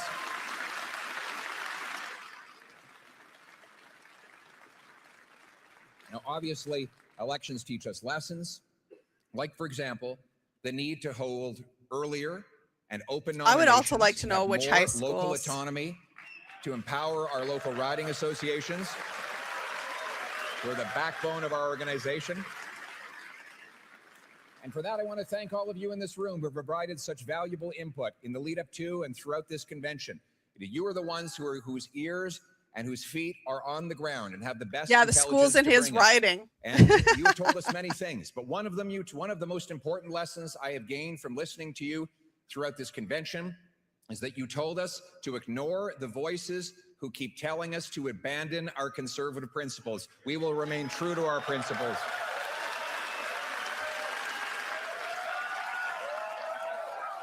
Absolutely. Not conservative. Thank you. There's conservatives there, but the principles that he's shooting are not conservative. Exactly. What principles? He caters. I don't know if you can hear me. He caters to the far right. Those aren't conservative principles. Thank you very much. On the issue of the principles that we hold, We won the debate in the last election on every single one of the big issues. On carbon taxes, inflation, housing, resources, crime, drugs, and soon we will be proven right once again on the wasteful and insane liberal gun grab.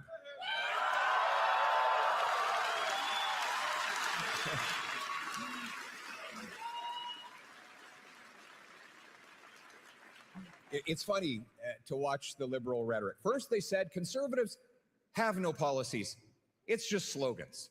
Then they said conservative policies are very scary. And then they said, we agree with all the conservative policies. No, there's no conservative policies. Tell us one. Is that eventually everyone admits that we were right all along. Yeah, no. Great. Now they're doing that. See, that's another dog whistle where, Trump is like, Trump was always right, or for the future. It's another dog whistle. The Canadian people that brings so much hope. Policies like an affordable government for an affordable life. You see, stronger take-home pay requires lower taxes. A strong dollar that buys more requires we end inflationary deficits. Both require we cut spending on bureaucracy, consultants, corporate welfare, foreign aid, and handouts to phony refugees.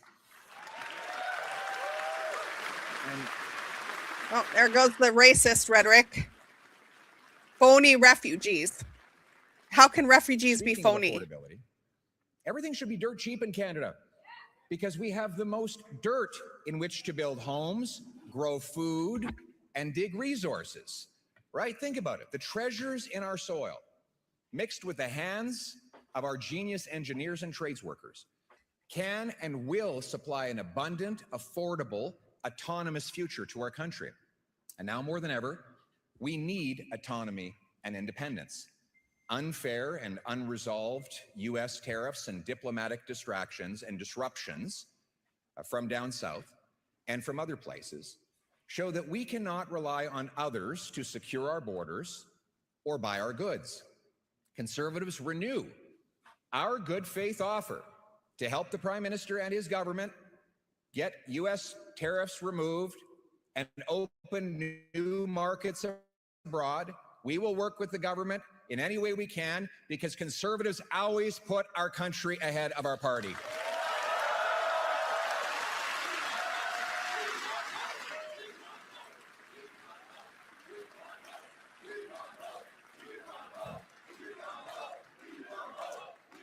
I thought for a moment they were saying USA. Yes, that's what I thought too. Maybe they were. Stand united so we can stand on our own 2 feet. United and strong, Canadians will bow before no nation anywhere on earth.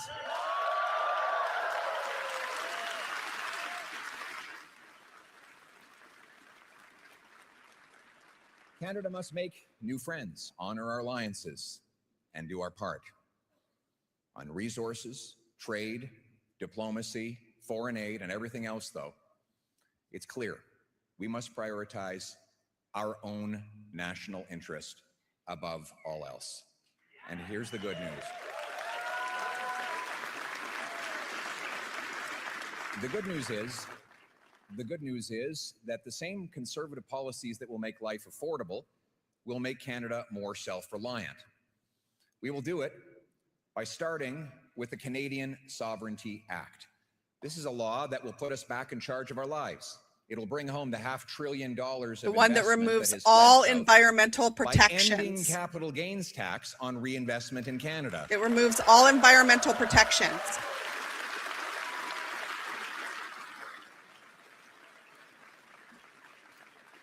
That will be like economic rocket fuel for startups, high tech, and major job-creating projects. We'll replace anti-development laws like C-69 and C-48 with new laws that will quickly approve projects and allow energy shipping off our west coast. We will also quickly greenlight Danielle Smith's proposed pipeline to the Pacific.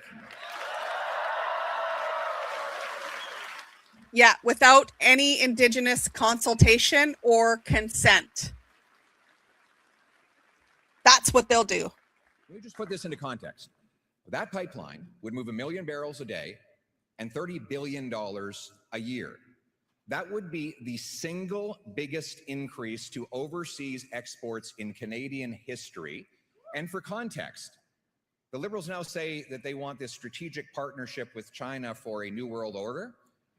One pipeline to the Pacific would increase our exports more than all the products that we currently sell to China in a year. So I think that is a more accurate and pragmatic approach to diversifying our trade.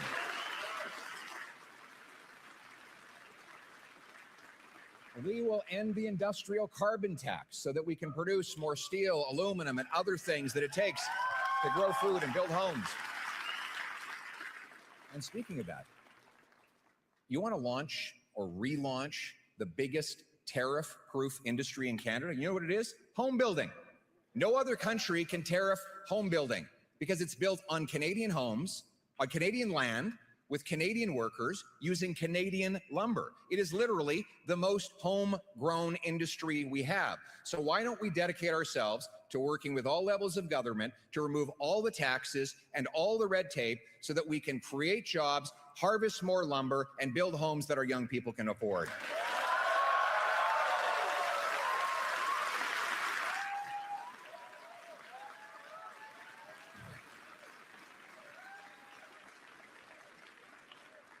You'll create free trade bonuses for our provinces to open up markets to the rest of Canada. We'll bring incentives and rules to ensure that we keep our Canadian technologies in Canadian hands on Canadian soil. We'll move from the second slowest building permits in the developed world to the fastest building permits anywhere in the developed world. You know, people ask, it seems so complicated. How is it that we get things built? There's actually a very simple checklist that you need to build resource projects. One, you need the resources. Check. Two, I agree. you need Carney's the already workers. done that Check. and is You've got doing it. He's 100,000 copying unemployed Carney now. construction workers available to start any day. Third, you need the investment. Check. We've got massive pension funds that are literally investing hundreds of billions of our savings in other countries where they can get things built. So the fourth thing is the only thing missing. It's the federal government permits. They are among the slowest in the world. We need to check mark this box so that we can get the federal government out of the way, get the permits so we can get shovels in ground, and that's what we will do.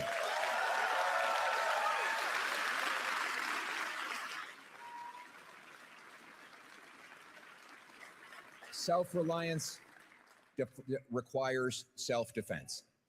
We must be a nation that protects our seas, skies, and soil without depending on the US or anyone else to do it for us.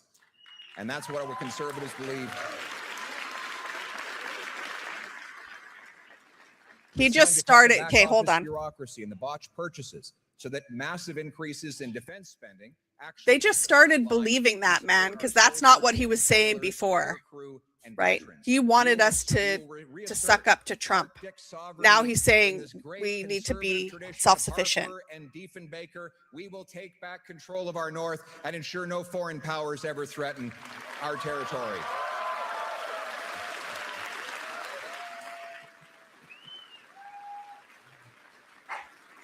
Yeah. Mountain says he still does. He just knows it hurts him. Yeah, like right now he might be saying that, but he'll change his mind tomorrow. Since the Cold War, we will open new bases in Iqaluit, Churchill, and Nuvik. 4 rather than 2 new icebreakers will break open that ice and open up new will they even ask Indigenous people? We will speed up the purchases of new tactical submarines. I think my little girl wants to be a submarine sailor. She's very excited by that idea.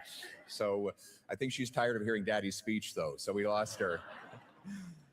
We will speed up purchases of new submarines, tactical helicopters, satellite ground stations, over-the-top radar, and we will quickly add an arsenal of drones that will cover more territory at lower costs and less risk to Canadian life so that we are ready for the future of warfare.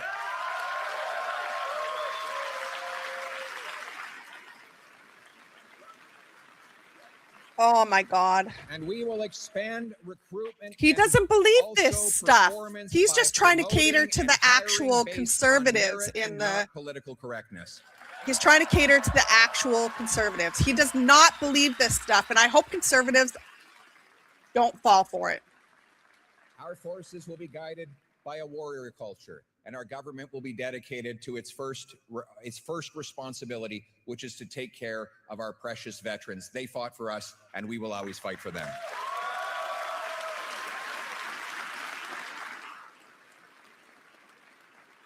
On doit diversifier nos marchés et renforcer nos alliances avec nos partenaires de l'OTAN. Sorry, there's no translation.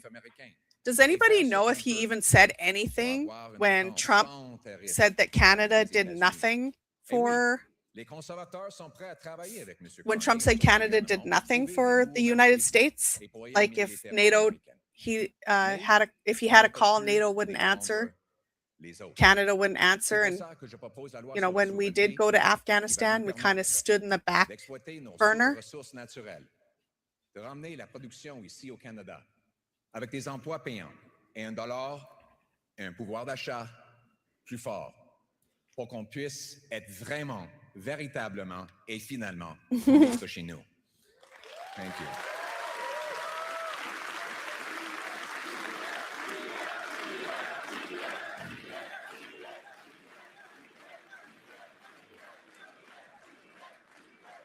And we need to unite this country like never before, because a house divided cannot stand. You know, here we go again. So tell the separatists they're idiots. Power, and just as night follows day. Condemn the people talking to Trump. Are in resurgence back in Quebec and here in Alberta. These movements, which had been dormant or even dead when Prime Minister Harper left office. Wrong. Now, we can simply attack people who feel this way. Like I said, I would have been a separatist. Why? Back then. In Alberta and Quebec. Why, particularly among young people in those provinces, have so many lost hope in Confederation? Well, here's a few hints. For the last 10 years, Ottawa has told our young people that our history is filled with shame and horror, that we are a post-national country. Here comes the racist rhetoric. Identity. I'm going to turn this up. And that our youth will never own homes. But other than that, they should feel great about being united in Canada. All the while, the federal government stomps on Alberta's energy sector and Quebec's jurisdiction. Now, our message to those youth and to all of the people in Alberta and Quebec who are losing hope in our country: you will again have a country that respects your autonomy, is proud of your industries, unites us around our common identity and history, a country that will afford you the hopeful future that you have earned.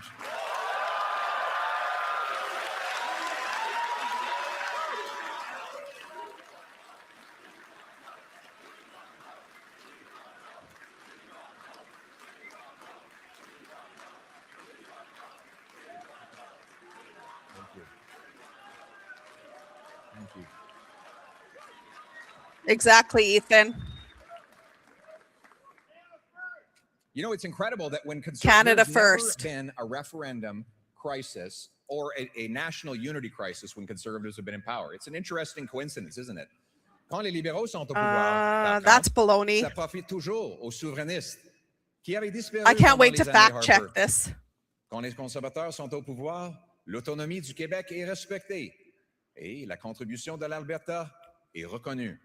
Et notre pays est fier, uni, abordable et rempli d'espoir. Le problème, c'est que depuis 10 ans, les libéraux ont dit effectivement deux choses aux jeunes Québécois et jeunes Albertains: que le Canada est un État post-national, sans identité, avec une histoire supposément honteuse, et que les jeunes, vous autres, vous n'allez jamais avoir une maison. Donc, on dit à nos jeunes: vous n'avez pas d'identité et pas de maison, mais soyons fiers d'être Canadiens. On peut imaginer pourquoi nos jeunes commencent à perdre l'espoir. Donc, ce soir, j'ai un message pour des jeunes Québécois. Le nationalisme québécois fait partie du patriotisme canadien. Le Canada sera fier de son histoire et de son identité. vous allez redevenir fiers de notre pays. Et le Canada va vous permettre de réaliser vos ambitions, vos rêves et votre avenir au sein d'un Canada uni.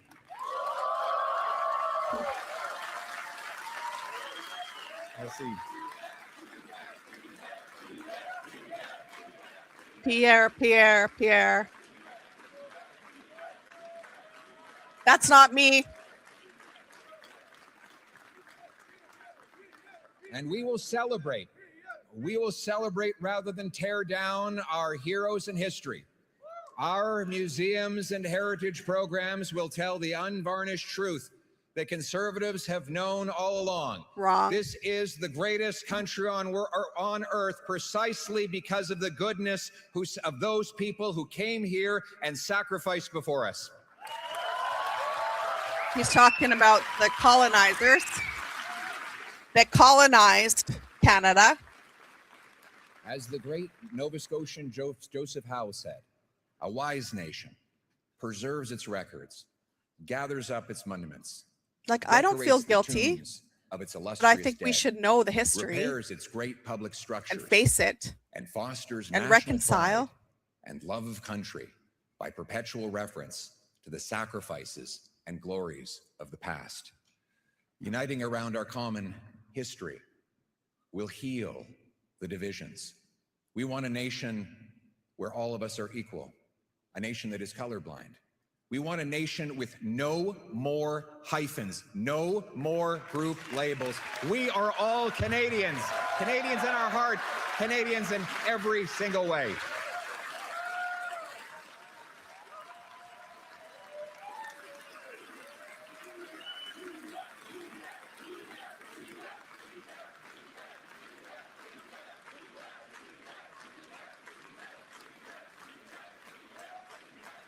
I'm hoping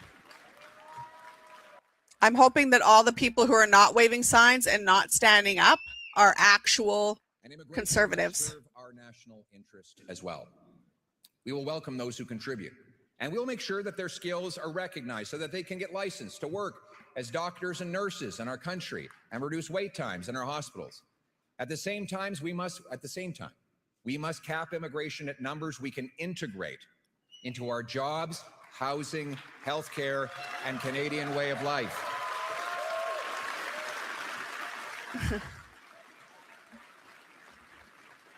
If Jesus ran for Liberal leader, he would attack him. I think that's true.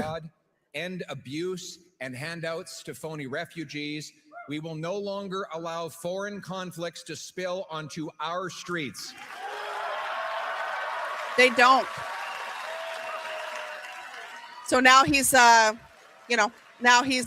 putting down Palestine and Palestinian protests.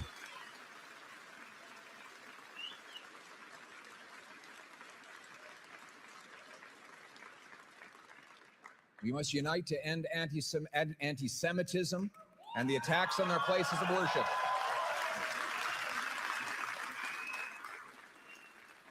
And stand with our Jewish friends and neighbors who are under attack. Oh my God. Before. We want Jews to feel comfortable and safe. They should be able to wear the Star of David, put up the mezuzah, and wear a kippah everywhere and be proudly Jewish all around.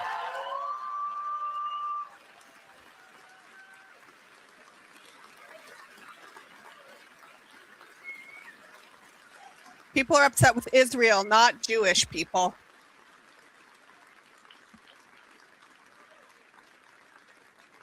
That's the story of Canada, isn't it?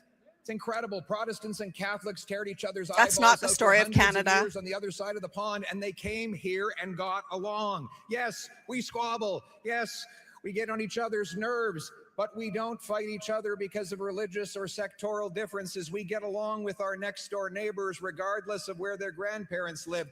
When newcomers arrive in this country, just as it has always been, we will ensure that they leave differences at the doors.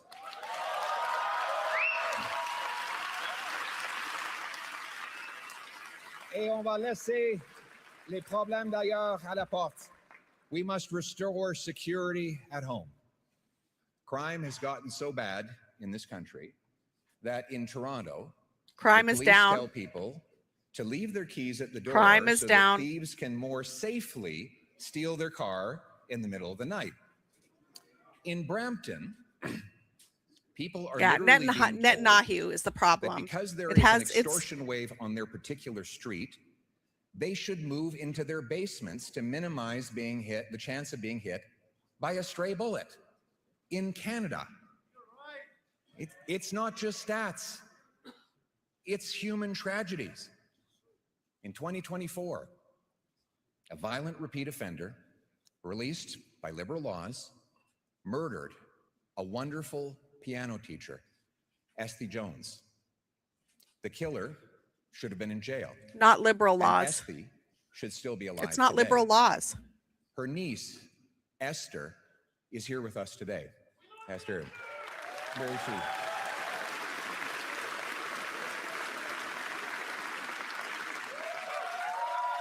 Thank you.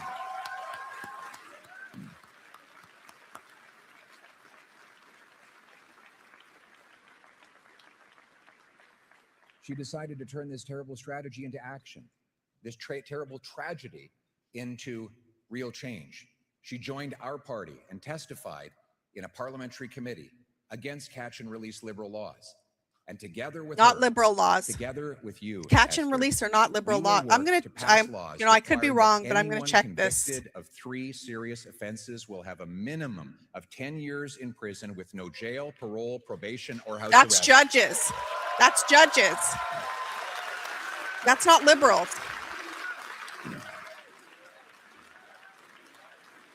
Judges are the ones that hand out light sentences. It's not the liberals, right?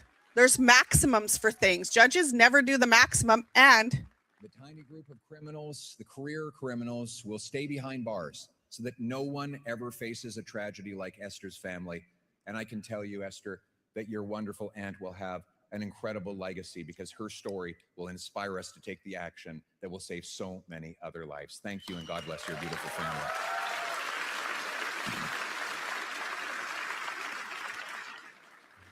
We will also protect the freedoms of law-abiding people with a new castle law that allows you to take whatever action necessary to protect your family against home invaders. yeah, many court cases are provincial. I just missed what he said. I was reading the comments and I'm ADHD.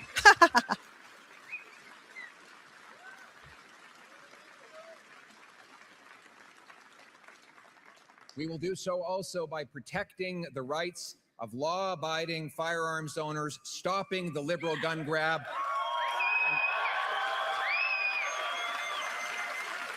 and putting the money into border security. By definition, if you've got a possession or an acquisition license, if you're following the law, if you would even respect this compensation, this confiscation policy, you're by definition not the risk. You're not a danger, and we shouldn't be wasting police resources harassing you. The Liberals want to protect turkeys from hunters. We want to protect Canadians from criminals.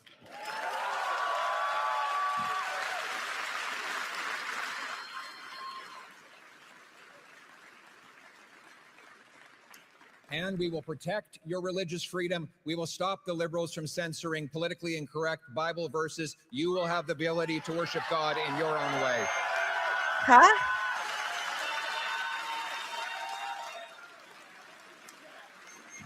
How is liberals? What? How are we shutting Protect our down loved Bible ones verses? from addictions. Overdoses have cost 50,000 lives and overrun our streets. We'll bring in life sentences for fentanyl kingpins, shut down the drug dens, and treat drug abuse. I don't think I thanked you. Because 50,000 dead is too many. Let me tell you.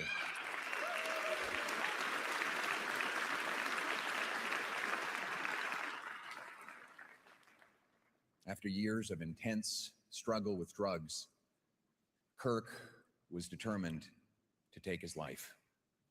While driving on the Sea to Sky Highway, he took off his seatbelt and he drove full speed into a rock wall. But God was not finished with him yet. Ugh. Kirk survived. And he later said, at that moment, I decided I was going to change my life. Kirk entered recovery, counseling, group therapy, He exercise. had to hit rock bottom. And yes, faith. It was hard, but it saved It's his up life. to somebody who is addicted to when these guys want to bring in forced rehabilitation. And he has since become a chef at the Saint Treatment Center. He makes a mean steak, which he's promised to let me try. He's also the CEO of Probiotic Sodas and has 6 employees. He will soon be marrying his beautiful fiancée, and both of them are here with us tonight. Give them a big round of applause. Way to go, buddy. Way to go, man. We love you.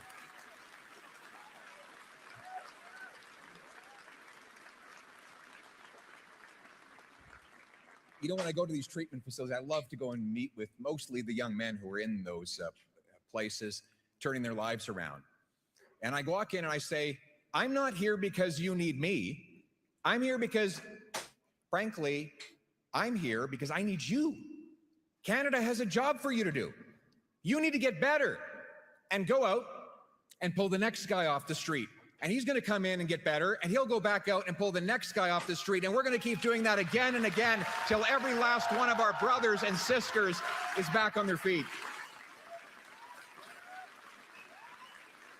So Yeah, that's hang not on. how it works. Have hope. Help is on the way. Hope. That's really the theme of this convention and this evening. Hope is on the way for our people as well. But hope is not just a comforting blanket. Hope is the knowledge that your work will fulfill your purpose, your why. He who has a why can bear any how, Viktor Frankl wrote in the great book, Man's Search for Meaning. That thing that you call meaning could be for you a home, a career, a family, a business. Seeing your autistic daughter speak for the first time is the thing. It's the thing.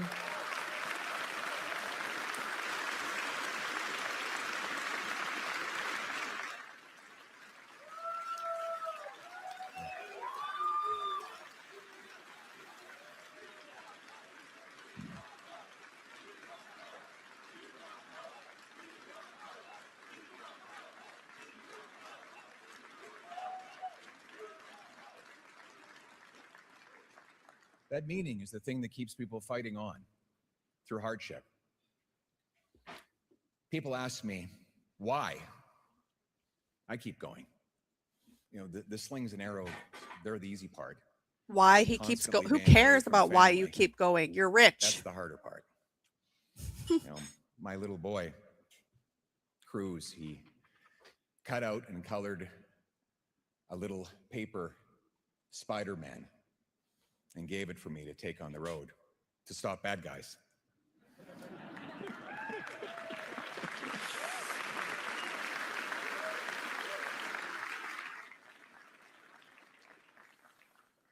I look at it when I'm in the hotel room, sometimes late at night. It makes me smile. I see all those little scribbles and cut marks and imagine those little figures working away. And I know that one day I'll come home and How come they those suck so fingers much will in have their grown nose? big. I can't do that. Too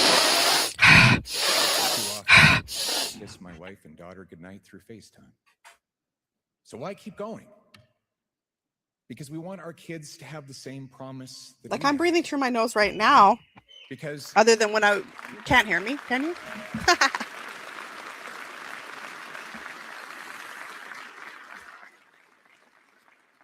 we want them to know that when you care about something, you work for it. When you believe in something, you fight for it. And most of all, when you start something, you never give up. I have quiet notes.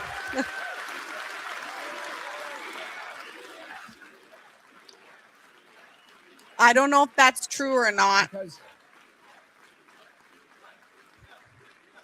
Because the unsung heroes who built and protect this country, who have it infinitely harder than I do, they never give up. So I have no right to give up. Because all of you who pound signs on frozen ground, knock doors on dark nights, and sacrifice warm family dinners for cold campaign pizza, you never give up, so I'll never give up. Oh, brother.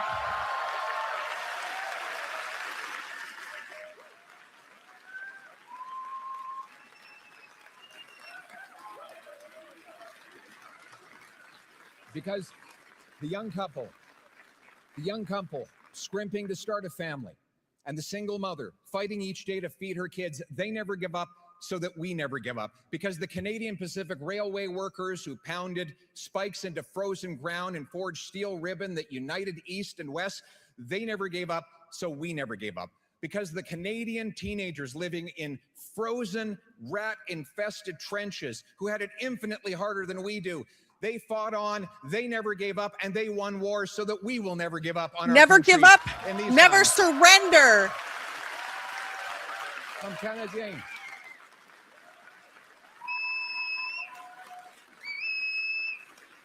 Yeah, wasn't it the Chinese that built our railroads? Comme Canadiens, Yeah. on ne lâche pas, parce que ça vaut la peine de se battre pour notre pays, son peuple et sa promesse. Because we are Canadians, only Canadians could carve the world's best country out of a big, cold, vast land, because we never give up. We never back down. We never run away. We stand united tonight, together, always. Because You're not united. this country, its people, and promise are worth fighting for. Because while some say this is as good as it gets, we know There are the best people is that yet are to sitting come. in that Thank you room very right much. now.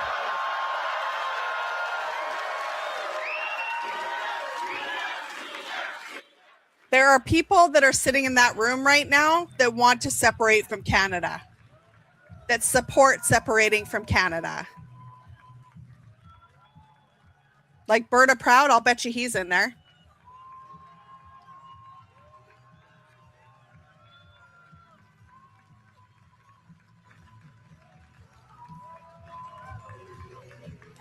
Ah, the music. I'll lose my YouTube with the music. They need to stop with the music. Yeah, never give up, never surrender. Yeah, that was pretty boring. I almost fell asleep. But I think that I think he'll be leader. What do you guys think? How did you all feel about it? What do you say in the comments? What say you, commenters?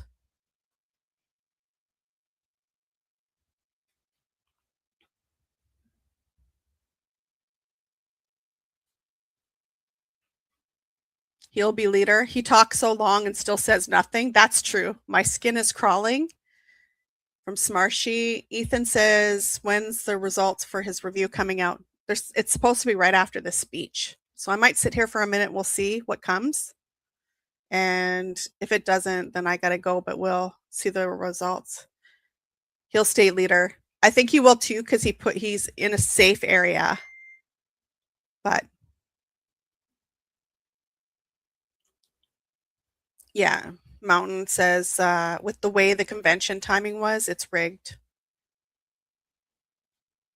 He's definitely staying leader. Steph says,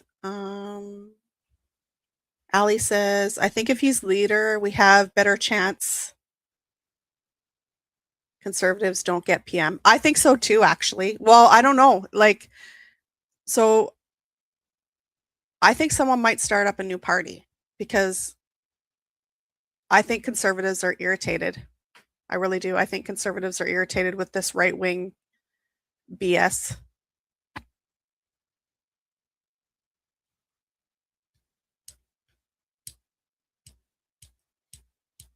Thank you for the gift, Steph.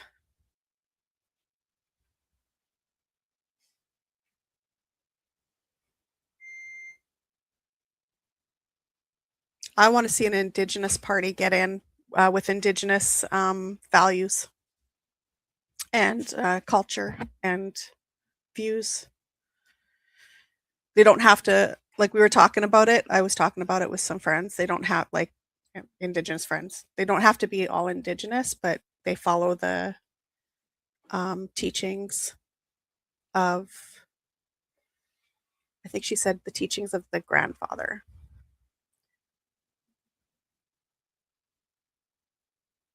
He's only popular amongst cons and literally undecided, wants to tone down the rhetoric. Yeah, a lot of conservatives like Carney. See, that's what I mean. Like, this whole system right now to me is kind of backwards. Like, the conservatives are now like PPC, the liberals are now conservatives. So we need another party that's going to come in and be liberals, and we need the NDP to rebuild or have the Indigenous party that comes in. Yeah, 7 grandfather teachings. Thank you, Smarsh. You have such a bad memory. And that's why I don't like talking a lot on TikTok, because my memory is so bad that I will make errors, even though I don't mean to.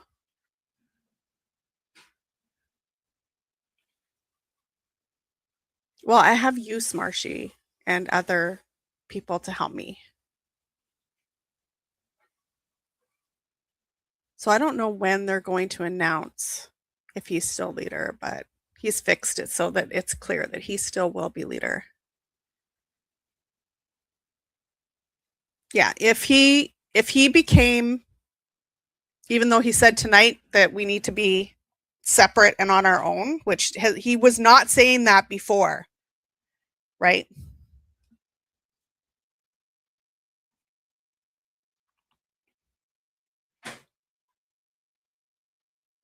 Yeah, he's got it, like, he's in Calgary, so he's in a conservative safe area. And then I think someone said that only certain people can vote, and they're people that are yeah, I don't think they're going to announce it right now. I think it's going to be a while, so I might shut down. Thanks to everybody for coming and gifts, but please subscribe to our YouTube, because I think TikTok is going downhill, and I'm hoping that we can do more. Oh, thanks, Marshy, for the gifts. I'm hoping that we can do more on YouTube. Like TikTok, throughout this whole thing, TikTok has restricted me. It said it. I think it doesn't. I think it likes the camera actually on. It doesn't like when I'm, I'm using OBS and I'm. It's hard to explain, but I think it wants the actual camera on, and when you do it that way, you can't show people stuff like the speech. And so I think TikTok doesn't like it. Throughout this whole thing, they've blocked the GIFs for off and on. Like, they keep blocking it, then putting it back on, and blocking it and putting it back on. And then they've also said that they're not going to suggest the live to anybody, because they feel like they said it's not real, or that we're somehow doing something wrong with it. So here, hold on, I'll get you guys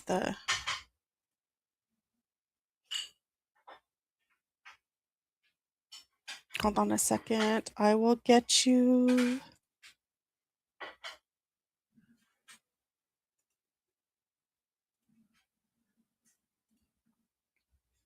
I'll put the YouTube link in the chat. And then hopefully you guys can subscribe and share it. This is it right here, Maple Minds on YouTube.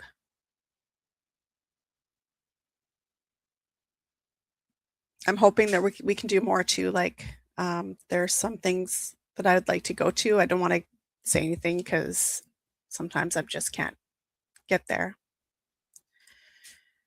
Okay, everyone, thank you for watching this with me and sharing your thoughts and opinions. I love them all. And if you could subscribe to YouTube on Maple Minds, really appreciate it.